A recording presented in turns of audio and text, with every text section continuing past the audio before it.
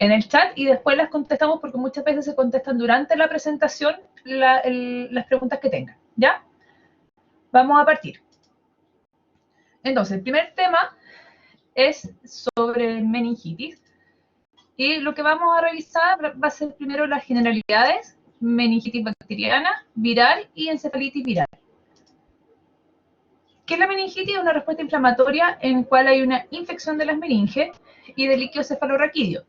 La incidencia de meningitis bacteriana en nuestro país hay registros solamente desde el 2011 en que se empezó a hacer una notificación obligatoria, pero los datos no están actualizados en la página del MinTAR.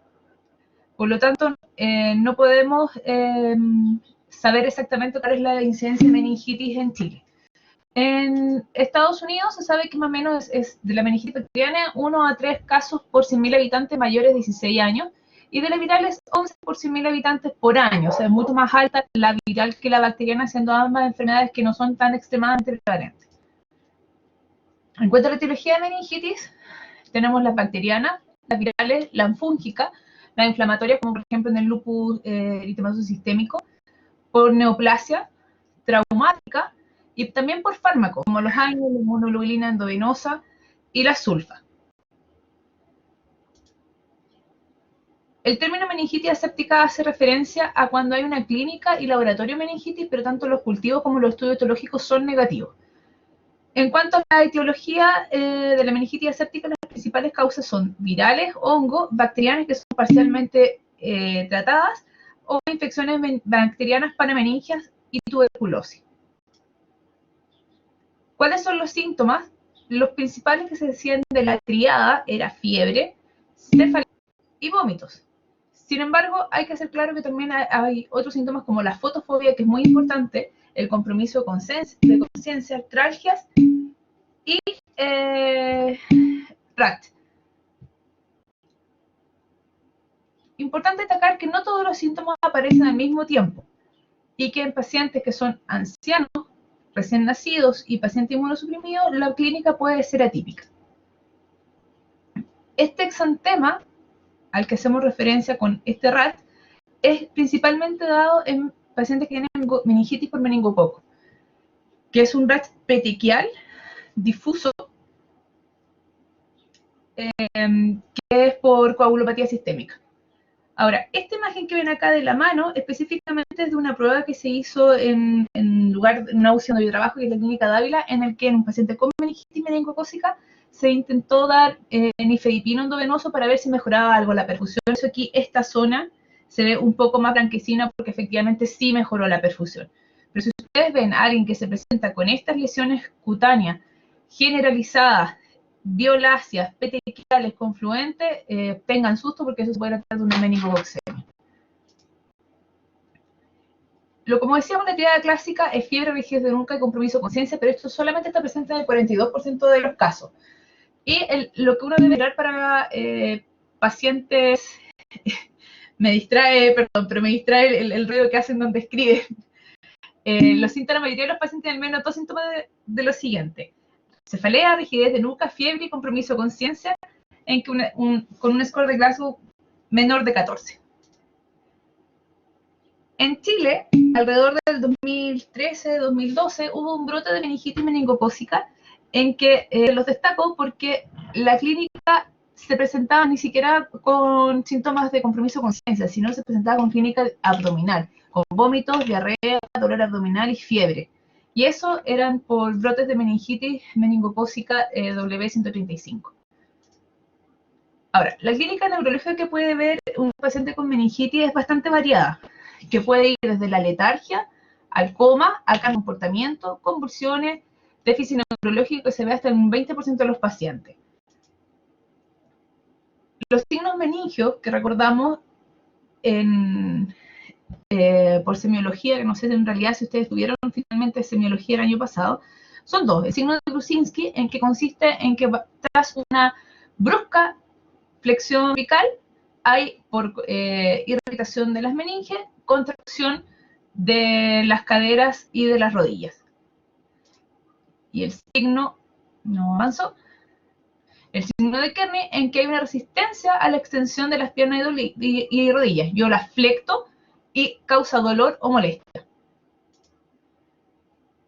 Ahora, ¿qué exámenes hay que pedir en un paciente que se presenta con una sospecha de meningitis? Como en toda sepsis, hay que pedir exámenes generales como hemograma, PCR, gases, electrolitos, pruebas de coagulación que nos van a importar también para saber después si podemos hacer la punción lumbar, la función renal, glicemia, proteínas plasmáticas que nos van a servir para comparar con el citoquímico del líquido cefalorraquídeo, hemocultivo y sedimento de orina y urocultivo por diagnóstico diferencial de este síndrome febril.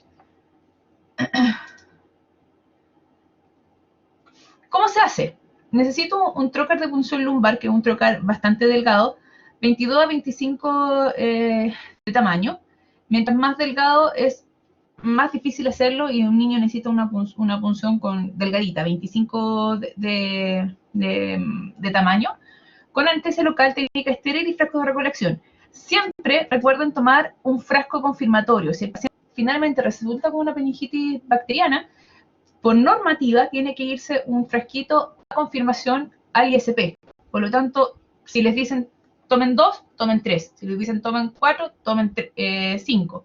Normalmente lo que piden la mayoría de los laboratorios es que se tomen 3 frascos. Se traza una línea imaginaria entre la espina ilíaca postero-superior, cercana a la apófisis del L3A-L4, y hay 2 posiciones. Una que se puede hacer acostado, en posición fetal, generalmente la cabeza además se inclina hacia adelante, las piernas flectadas y se ubica el espacio intervertebral y la aguja se inserta y uno va sintiendo cómo va atravesando la diferente resistencia de los tejidos. Depende de la expertise del paciente, del operador, es qué tan fácil sale hacerla. Si ustedes no tienen mucha experiencia, siempre se puede pedir asistencia de neurología o anestesia del lugar donde están, y la verdad es que uno mientras más hace punciones lumbares, más facilidades tienen para hacerlo. ¿Cuándo no puedo hacer una punción lumbar?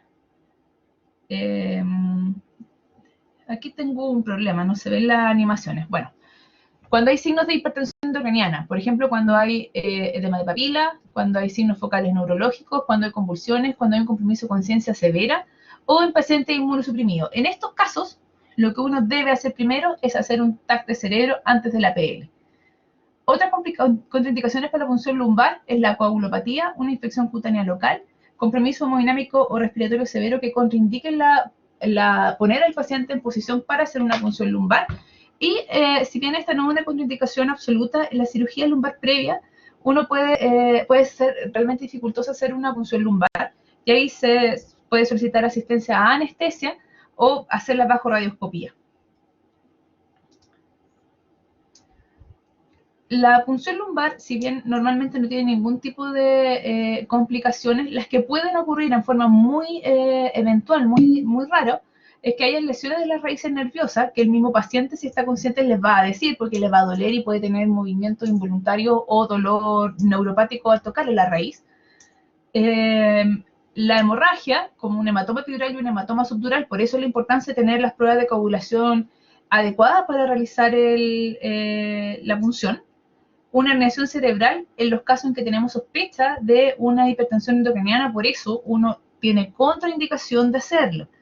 Les relato el caso súper cuestionable de un paciente que se sospechaba que tenía hipertensión endocraniana, VIH positivo, en que un neurocirujano X hizo una punción lumbar y extrajo una cantidad tremenda de líquido cefalorraquídeo. Generalmente para cada tubo que uno tome, solamente se necesitan 23 gotitas, que esos son más o menos 1 a 1,5 ml, no más que eso, por tubo. Este colega obtuvo 7 cc para cada tubo, con consecuencias nefastas para el paciente porque estaba con hipertensión endocraniana. Al bajar la presión dentro del canal raquídeo, el cerebro baja y finalmente terminó enclavándose el paciente, ¿ya? Eso no debió haber ocurrido, fue un error de concepto y de procedimiento. La otra cosa, otra complicación que puede haber de la punción lumbar son las cefaleas con punción, hasta 30%, inclusive en pacientes que tienen cesáreas, cuando hacen la raquidia pueden tener cefalea por punción y lo que hacen ahí es hacer un tratamiento que se llama parche de sangre, que la misma sangre del paciente se vuelve a inyectar en el espacio meningio a través de la misma punción mismo espacio que se hizo, y se hace como un parchecito para que deje de haber una fístula cefalorraquídea, que es lo que causa la cefalea. Y mucho más raro la neuropatía craneal. Alguien preguntó por acá si se consideraba contraindicación, Giovanni Alderete, si se consideraba una contraindicación de haber tenido una cirugía de neuropulposo.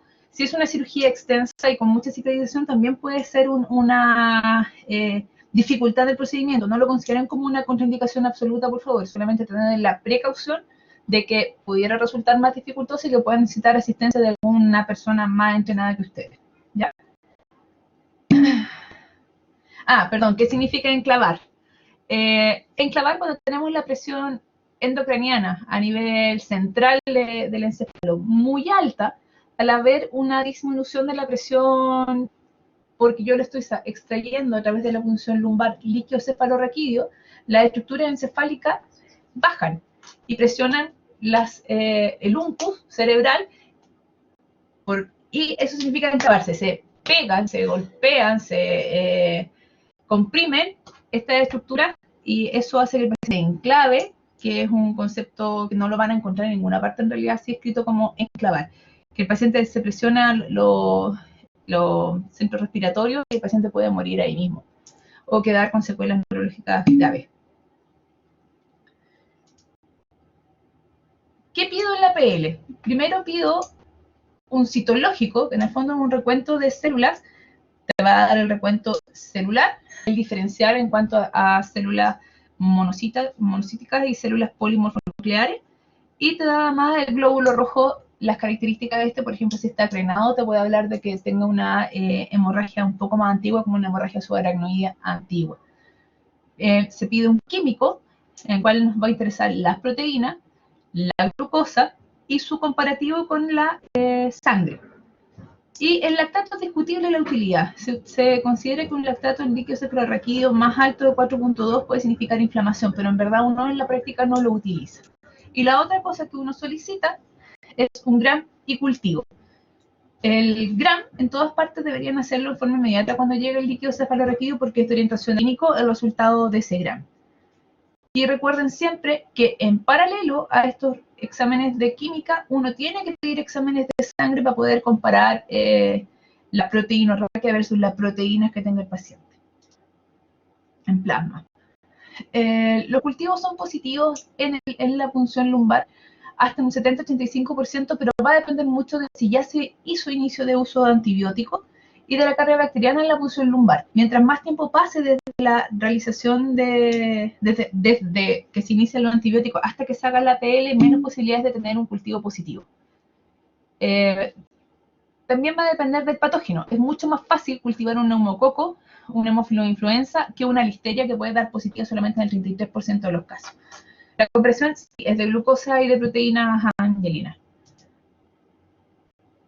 Ahora, ¿qué es lo que buscamos? Las alteraciones que vamos a encontrar en el líquido cefalorraquídeo va a depender del tipo de meningitis que tengamos. Siendo lo normal es que hayan de 0 a 6 leucocitos, que estos leucocitos sean linfocitos, que el líquido sea transparente, no como se ve acá, que se ve, le acabo de arruinar para siempre el pisco sour, pero imagínense un pisco sour, eso es anormal, ya debería ser suficientemente transparente como agua, y a eso nosotros le llamamos agua de roca.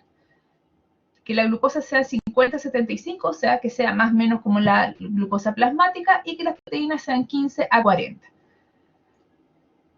Mientras más nos acercamos a lo crónico, entendiéndose por crónico y TBC, son menos el recuento celular, siendo igual mucho más alto que en los leucocitos normales. En bacteriana es muy común encontrar que el recuento de leucocitos sea de 1000 a 5000 y que estos sean de predominio polimorfonuclear, de neutrófilo, y que el aspecto sea de pisco sour, como vimos en esta imagen. Esto es una punción lumbar, fíjense, una escasa cantidad, es menos de un cc y medio, no más que eso es necesario, y se ve con un aspecto turbio, amarillento, como un pisco sour bueno.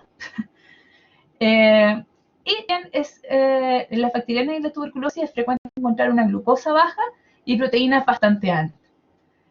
En cambio, en la viral, el recuento de leucocitos, si bien es más alto que lo normal, no es tan alto y tienen predominio en la tuberculosis y en la viral del linfocito en vez de neutrófilo. Y pueden verse un líquido que puede ser similar al normal, como agua de roca, como dijimos, o muy poco turbio, no como se ve en ese tubito de ensayo en que la bacteriana es muy turbio. Además, uno pudiera medir la presión que tiene el líquido cefalorraquídeo al salir en la punción. Y en todas las meningitis uno ve que la presión de salida de líquido cefalorraquídeo es alta. No es algo que salga en la práctica habitual, por lo menos no en nuestro medio. En otros países, por ejemplo en Venezuela, si le preguntan al doctor Garibaldi, los que lo vayan a tener como tutor, ellos lo hacen en forma cotidiana. Nosotros no lo hacemos en forma habitual. La otra cosa que uno solicita es la tinción de Gram. Y tiene tanta utilidad porque nos va a decir al clínico que está a las 3 de la mañana haciendo una punción lumbar de qué tipo de bacteria se trata. Por ejemplo, la Neisseria meningitidis o meningococo, uno lo que ve son diplococos gram negativos intracelular. Esta es la célula y vemos diplococos, 1, 2, diplococos, gram negativo. Recuerden que lo gram negativo es rosado, lo gram positivo es azul. El neumococo, Staphylococcus pneumoniae, es un diplococo gram positivo, pero extracelular. Si ustedes se fijan, se ve 1, 2 y se puede agrupar también en tetradas que en esta imagen propiamente tal no está. También se ven en cadena. Recuerden que en racimos, cuando hay racimos gram negativos, cocos en racimo, es el estafilococo, no el neumococo. El neumococo es en pares, cuadrupletas o cadena. Lo mismo, si vemos bacilos gram negativos, como en esta imagen que está apuntada con la flecha, tenemos que pensar en un hemófilo influenza. Es bien infrecuente en adultos, mucho más frecuente en niños, y cada vez es menos frecuente por la implementación de la vacunación contra el hemófilo influenza tipo B, ¿ya? Y la Listeria monocytogenes es un bacilo gram positivo. Ahí hay bacilo, y que es mucho más frecuente en brotes y en pacientes que vamos a referirnos más adelante como pacientes especiales. Pacientes que tienen cierto grado de compromiso de la inmunidad, como en la embarazada, edad extrema de la vida, niños ancianos, alcohólicos, y también en pacientes que ocupan, por ejemplo, biológicos, como inhibidores de TNF.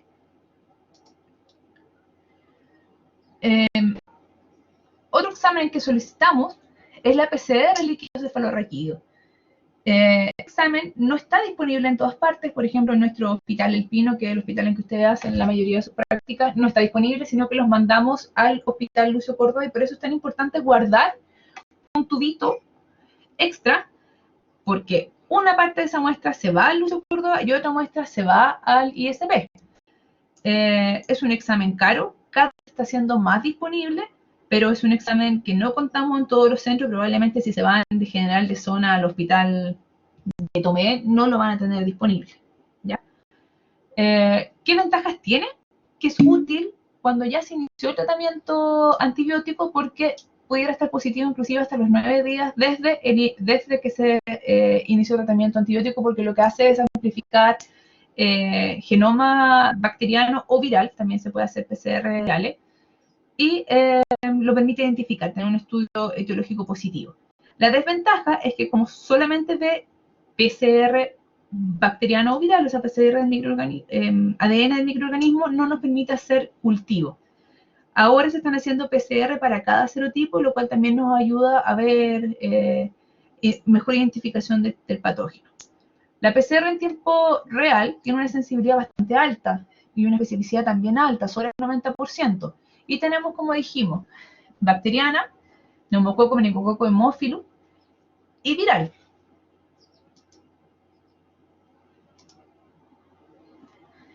Depende del patógeno, es cuánta sensibilidad tiene, siendo muy alta para neumococo y cercana al 92-94% para hemófilo influenza y Neisseria.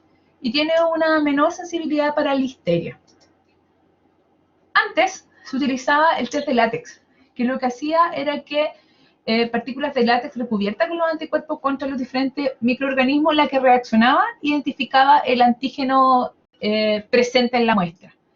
Gracias a que era rápido, buena sensibilidad y especificidad, depende de la carga del microorganismo, pero ya no se está utilizando de rutina porque ha sido reemplazada por lejos por la PCR bacteriana y viral, por su sensibilidad. Está disponible para diferentes microorganismos como criptococo, hemófilos, neumococo, meningitis, estreptococo beta hemolítico grupo B, que se ve mucho más frecuente en niños recién nacidos, y E. coli. Y si uno lo ve, en verdad las sensibilidades eran menores y bastante variable. El neumococo era entre 67 y 100% versus que la PCR es del 92 al 100%. Por lo tanto, en verdad es mucho más sensible hacer una PCR que un látex y ya no se está utilizando de rutina. ¿Qué otra cosa se puede solicitar? Cultivo de Koch y hada para pacientes en que se sospeche una meningitis tuberculosa, tinción con tinta china, y la otra cosa que se puede pedir en PL, que no la tengo anotada en la lámina, es el VDRL, que uno lo solicita en pacientes que tienen sífilis, inmunocomprometidos, sobre todo, por ejemplo, un paciente de VIH que está con sífilis, uno tiene que ir a hacerle por rutina una punción lumbar para descartar compromiso del sistema nervioso central de la sífilis, una sífilis terciaria. Y ahí uno pide VDRL en la PL. Alguien pregunta, Caterina pregunta, ¿cómo se almacena el líquido cefalorraquídeo? Sí, debe ser refrigerado. En muchas partes lo guardan en el laboratorio mismo y en otras partes lo guardan en donde uno lo toma. Eso depende de tu centro donde estás operando. Hablando ya de generalidades, ahora pasamos a la meningitis bacteriana propiamente tal.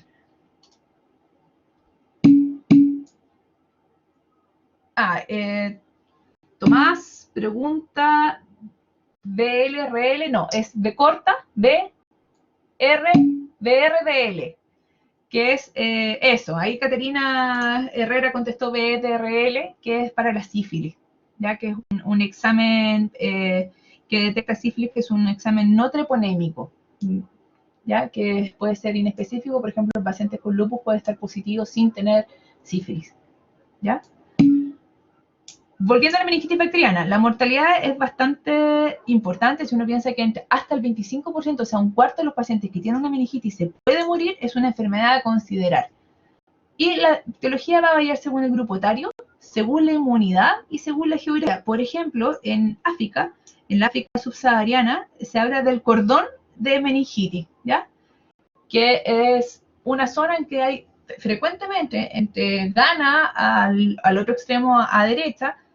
Toda la África subsahariana tiene brotes de meningitis meningocócica, que si bien han disminuido en la medida que se ha implementado la vacunación, ustedes tienen que recordar que las condiciones de salubridad y de acceso a salud en África son bastante malas todavía. Por lo tanto, cada cierto tiempo existen nuevos brotes de meningitis meningocócica. Cuando tenemos, por ejemplo, un recién nacido, las causas de meningitis bacteriana son estreptococo grupo B, beta hemolítico grupo B, listeria y bacterias entéricas que son contraídas a través del canal de parto. Es por eso que en muchos lugares, en Chile sobre todo, se hace a las embarazadas una pesquisa en el parto y a las 30 y tantas semanas de la colonización por este estreptococo, y si lo tiene, se da tratamiento durante el parto para disminuir este riesgo de meningitis. En lactantes y niños pequeños, neumococo, meningococo, pero aparece con gran fuerza el hemófilo influenza tipo B, que a diferencia de los adultos, que es menos frecuente. Y esto también, como les dije antes, se ha ido disminuyendo con la vacunación para hemófilos. Ahora, en adultos que vamos a considerar normales, me refiero a inmunocompetentes, las causas más frecuentes de meningitis bacteriana es el neumococo, streptococo pneumonia y meningococo. En los adultos que vamos a considerar especiales, ancianos mayores de 60 años, alcohólicos, diabéticos, inmunocomprometidos, no VIH, aparecen inmunococo, meningococo, pero aparecen nuevas cepas bacterianas como es la listeria, el hemófilo influenza, que dijimos que no era frecuente en adultos, y bacilos gram negativos. Constanza anotó si van en ese orden de frecuencia, me imagino, y te refieres con prioridad. No, no están anotados por orden de frecuencia.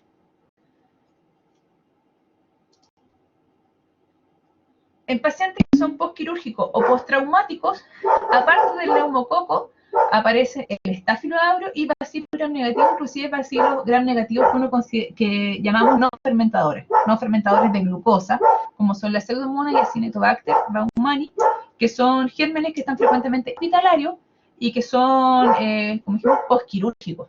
Ya no es del paciente que viene de la calle, que uno tiene que pensar en una pseudomonas aeruginosa y una ciantobacter, sino el paciente que fue intervenido en el sistema nervioso central o la columna.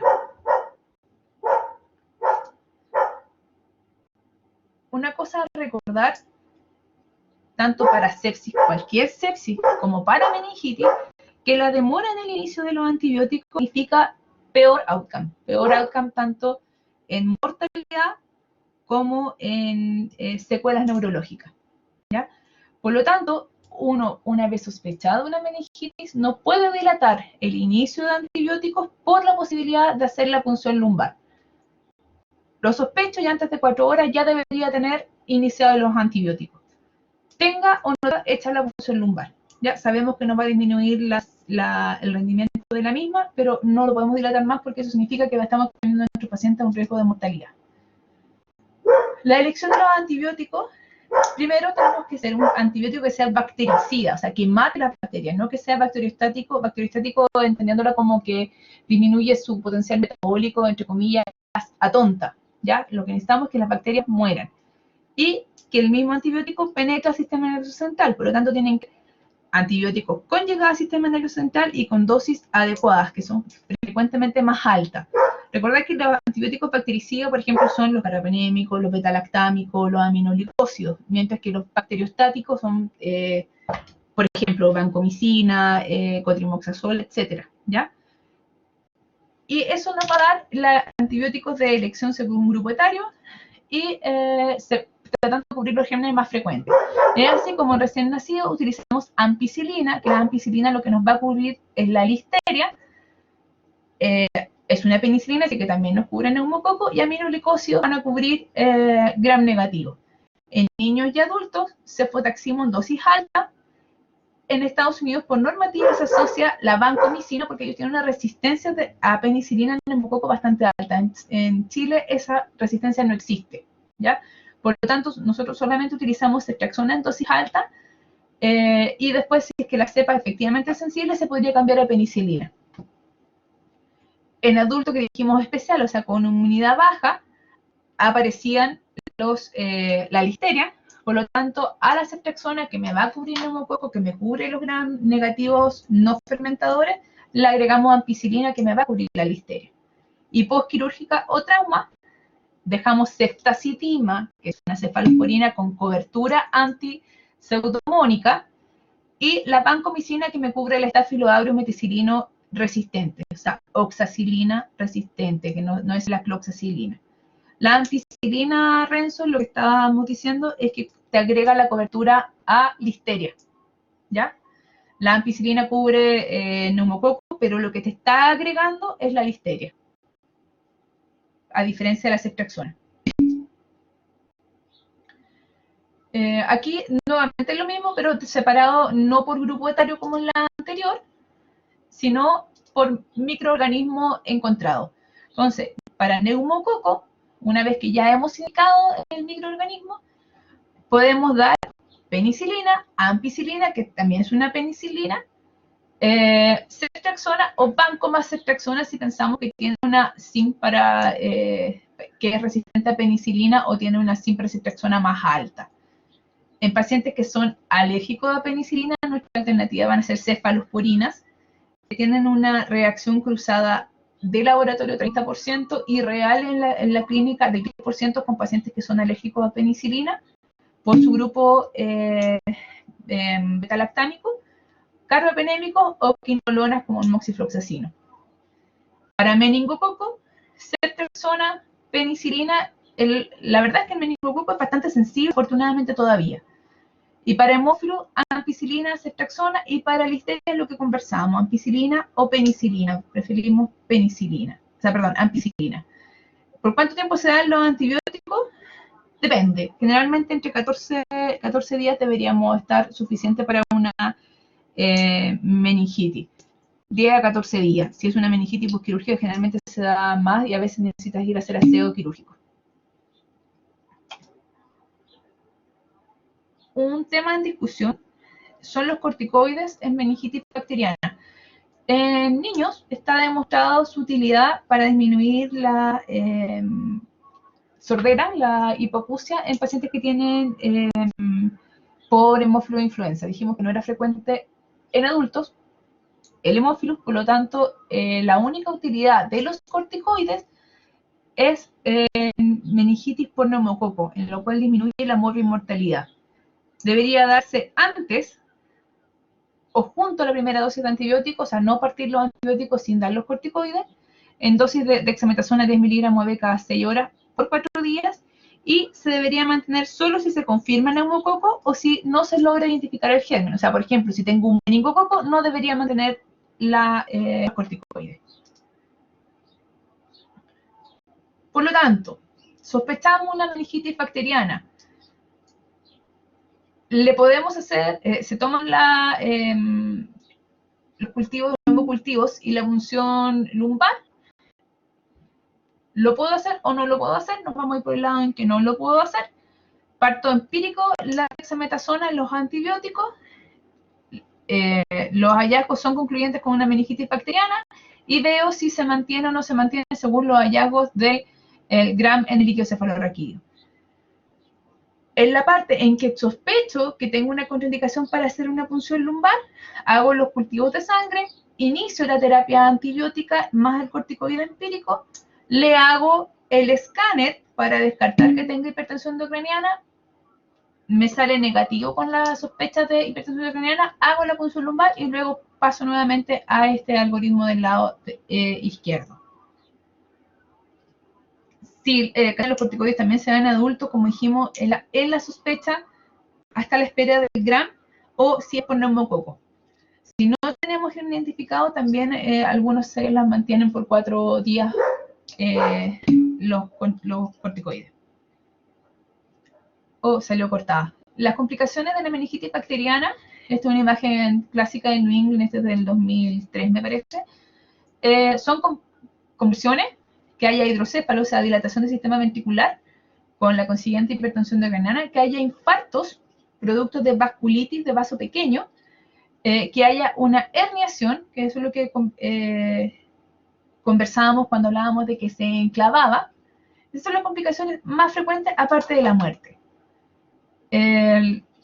La muerte en la meningitis bacteriana va a estar dada según el germen, siendo mucho más agresivo, pero eso es lo que uno cree, el neumococo que el meningococo. Y hay score de gravedad de cuando un paciente tiene más riesgo de un outcome malo, tanto en mortalidad como complicaciones, y esos son el compromiso consciente al ingreso, signo de hipertensión endocraniana, convulsiones precoces y shock. Esas son las cosas más importantes. Recordar, shock, convulsiones y compromiso de conciencia al ingreso, esos te dan un mayor riesgo de mortalidad. Y en esto es cuando nosotros podemos actuar, que tenemos que dejar el antibiótico precoz, porque un inicio tardío nos va a aumentar la mortalidad. No avanzó. Un poco lo mismo que conversamos, las complicaciones de la meningitis, que tenga un shock, hidrocéfalo, colecciones subdurales, que son complicaciones sépticas, de acúmulo de pus, digamos, en el espacio subdural. Hiponatremia, acuérdense que cualquier cosa que afecte el sistema nervioso central, cualquier cosa, trauma, hemorragia, etc., te puede causar hiponatremia. Y Marian, por favor, no me distraigas porque no es mi perro, es otro perro. María Cecilia, sí, hay un score que no lo tengo anotado en la diapositiva, pero que factores de riesgo de pronóstico negativo, de mortalidad y de complicaciones de secuelas neurológicas son el que tenga compromiso de conciencia al ingreso, el que tenga shock, que esté con hipotensión y el que tenga convulsiones precoces. Esos dan mayor mortalidad y da un outcome negativo también en secuelas. ¿Ya?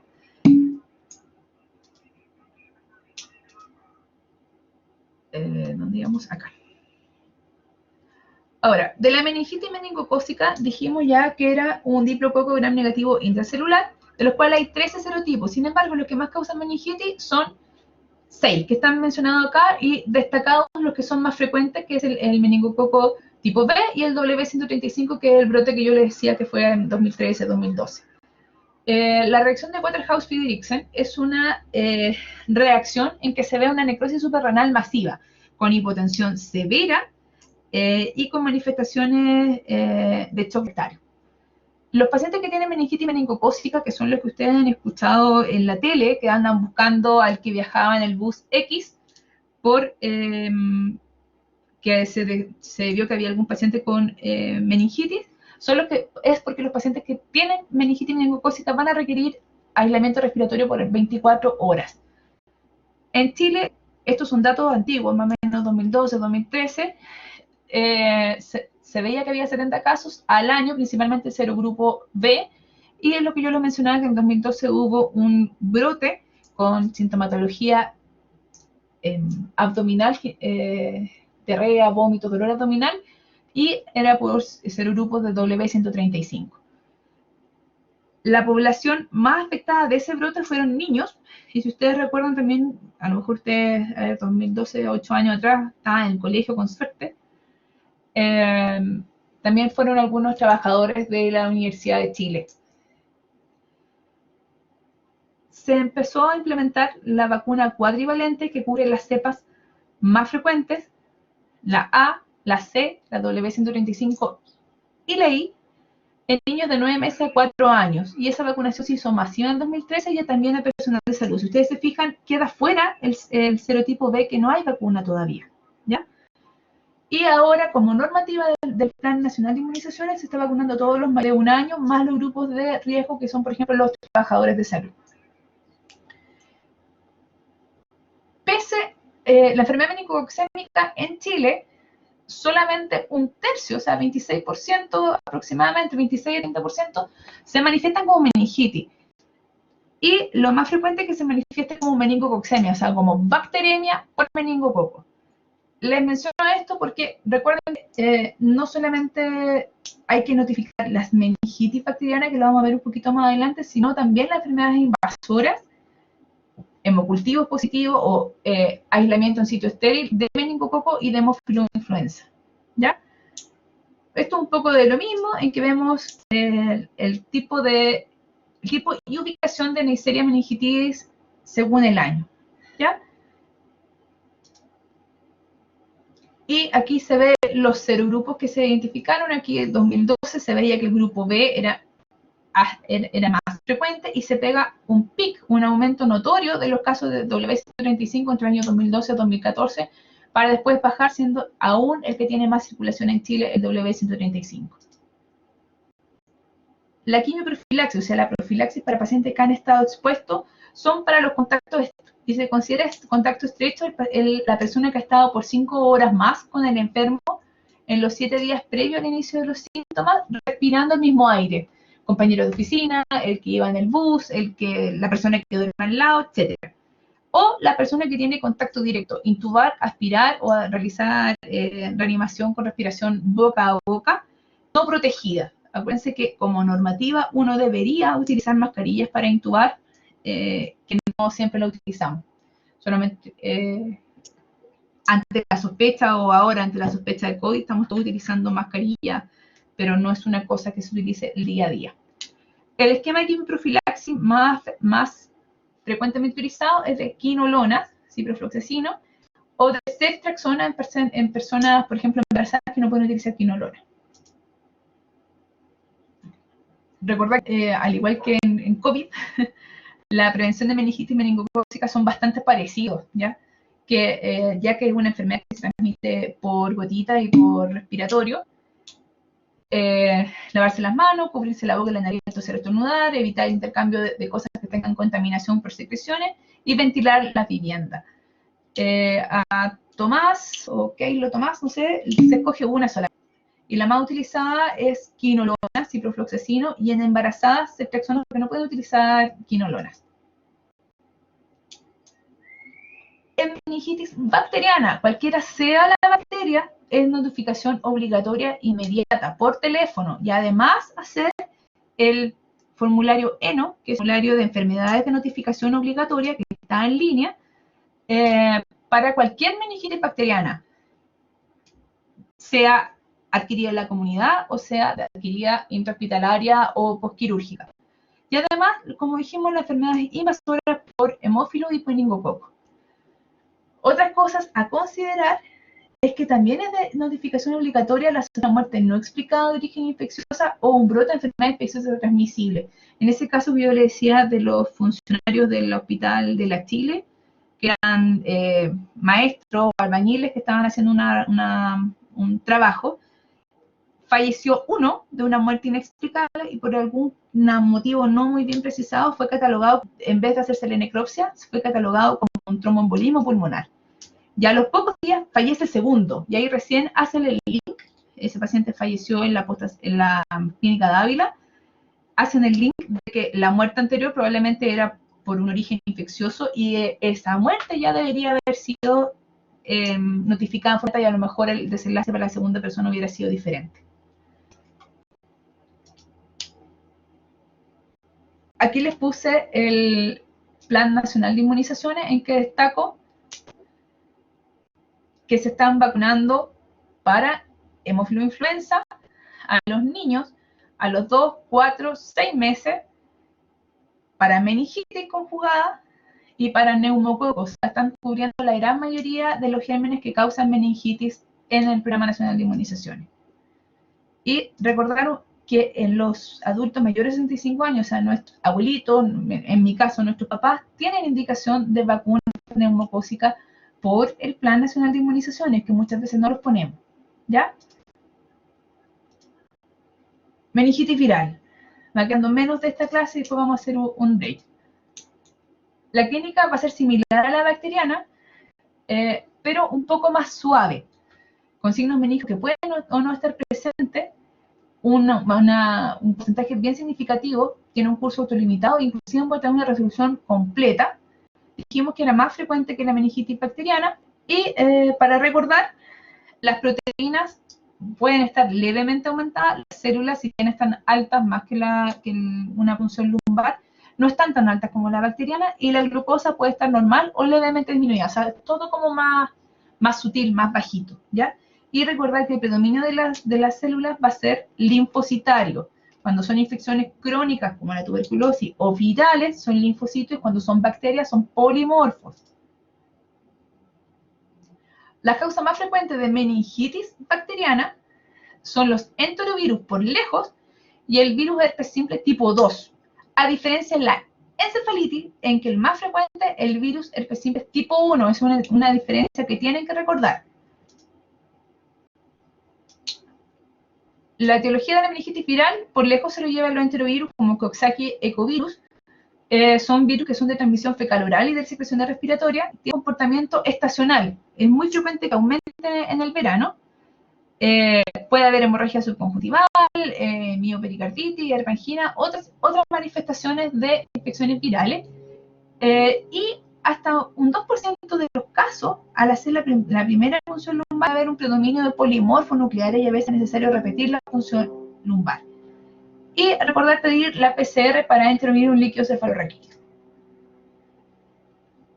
El virus herpes simple tipo 2, que va a ser el que nos va a causar la meningitis, es una meningitis en que hay asociación a lesiones genitales.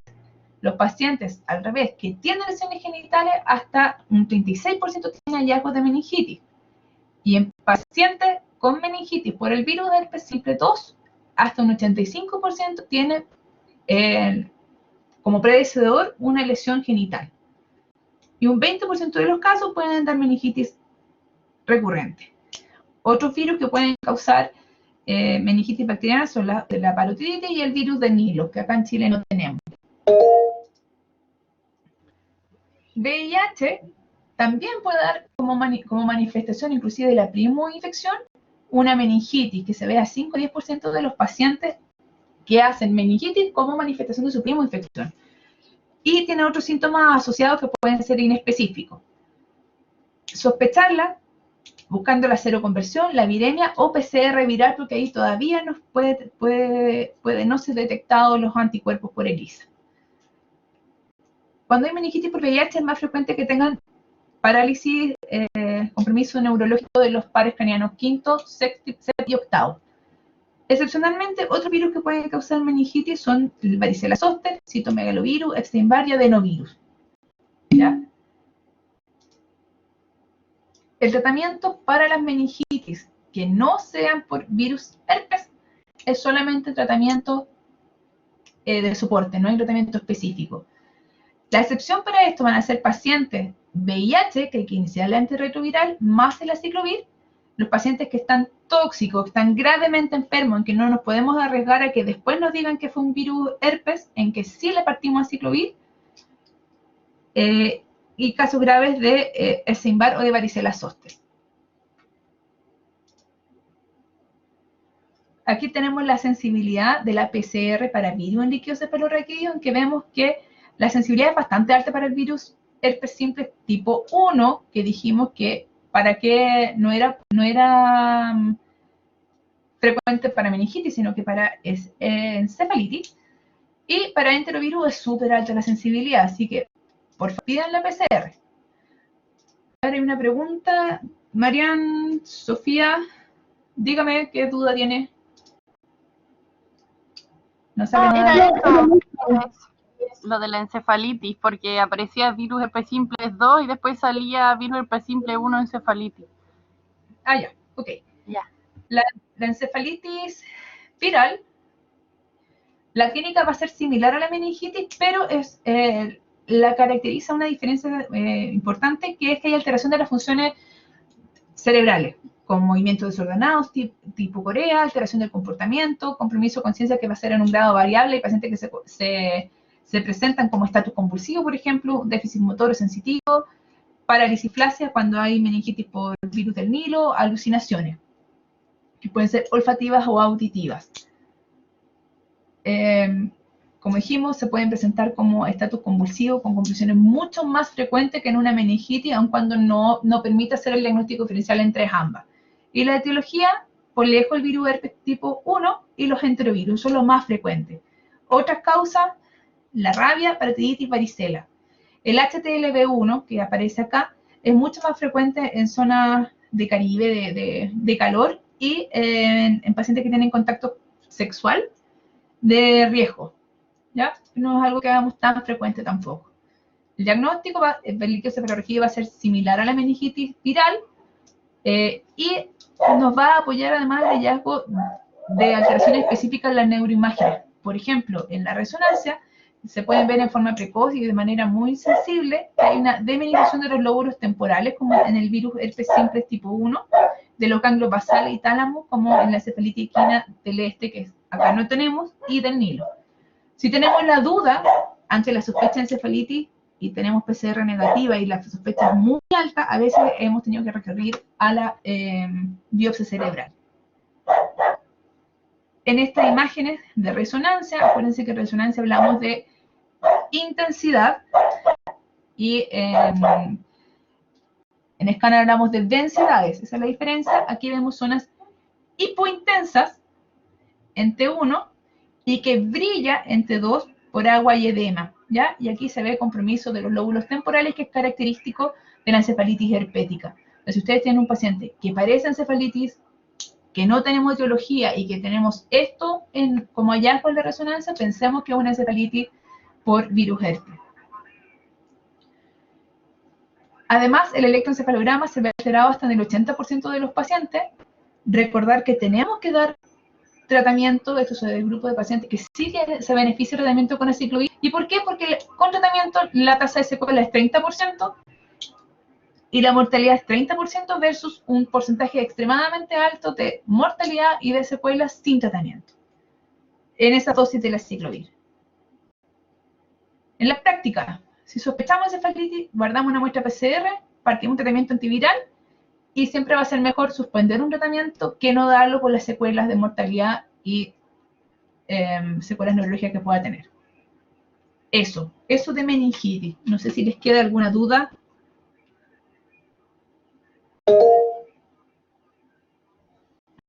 Renzo. Hola doctora, buenas tardes. Bueno. Una consulta, no entendí bien si cuando uno notifica al ISP es cuando tengo la sospecha o cuando yo tengo ya uno de los tubos y hicieron el cultivo, tengo ahí o algo así. ¿Es por sospecha o es cuando yo tengo algún que me lo confirme? Es cuando tú tienes la evidencia de que la meningitis es bacteriana, ya sea por PCR positiva, por cultivo en sangre con un líquido cefalorraquídeo alterado, por un gram que esté con una tinción, ya sea para gram positivo o gram negativo, en el líquido cefalorraquídeo. O sea, ya con eso tú ya tienes que llamar y avisar por la implicancia epidemiológica que puede tener. Doctor. De nada. ¿Alguna otra duda o pregunta?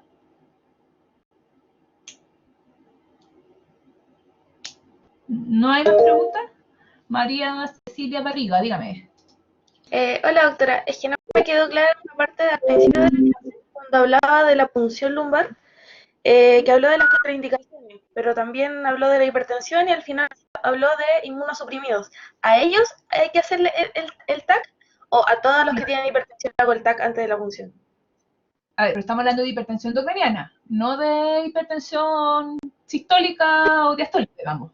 Sí, hipertensión endocrinana, sí. Ya. Lo que pasa es que los inmunocomprometidos, por ejemplo, pacientes con VIH, pueden ser bien oligosintomáticos. Entonces pueden tener una hipertensión endocrinana sin que tú no lo aprecies. Por eso es la necesidad de hacer un escáner en este grupo de pacientes, porque además, muchas veces, por ejemplo, pacientes VIH, en los cuales no les mencioné, pero hasta 8 veces más frecuente la meningitis bacteriana que en la población general, pueden tener lesiones focales que simulan un compromiso meningio, ¿ya? Por ejemplo, linfoma, qué sé yo, cerco, o etcétera, lesiones como toxoplasma, en los cuales dan hipertensión arterial. Entonces, por eso un paciente inmunocomprometido, aunque la sintomatología es mucho más inespecífica y mucho más pequeña, más suave la sintomatología, habría que hacer un escáner antes de hacer la punción lumbar. Eso. No sé si hay alguna otra duda, pregunta.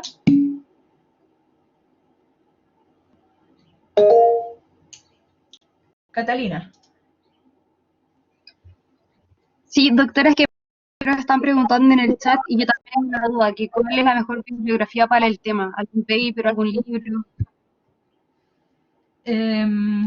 La verdad, se lo voy a, les dije al principio de la clase, pero les voy a mandar la bibliografía.